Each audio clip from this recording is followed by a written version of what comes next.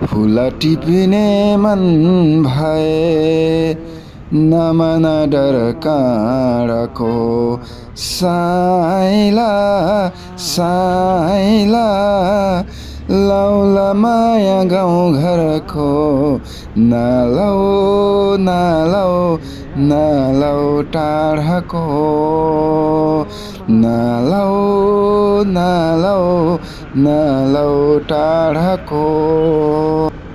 Welcome back my Facebook reel video guys. अब त धेरै पछि फेरि पनि म कम ब्याक भएर आएको छु है त।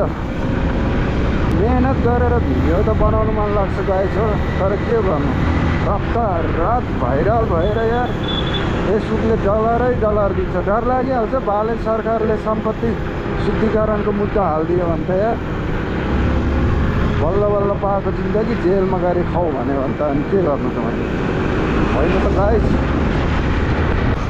सो आज चाहिँ मौसम एकदमै क्लियर छ। धेरै दिनपछि लगभग महिनौपछि आज बल्ल मिठो घाम लागिरहेछ। वरिपरिको वातावरणहरू पनि एकदमै हरियाली छ। आकाश पनि खुल्ला छ र हल्का बादलहरू मात्रै छन्। खासै त्यस्तो पानी पर्ला जस्तो पनि छैन। सो आज चाहिँ म यता सुन्ताखानको मेन्दोपाखा भन्ने ठाउँमा हाम्रै गाउँको एकजना भन्नाले मेरै काका हुनुहुन्छ। त्यहाँ लोकल भालेहरू पोलेर खानु पाइन्छ।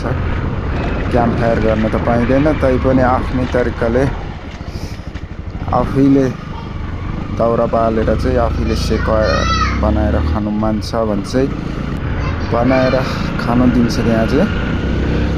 सो आज चाहिँ शनिबारका दिन भएर हाम्रो साथीहरू पनि त्यहाँ छ अरे भनेर म पनि अहिले भर्खर लगभग 2 साढे 2 बज्न लाग्यो होला म पनि आएँ।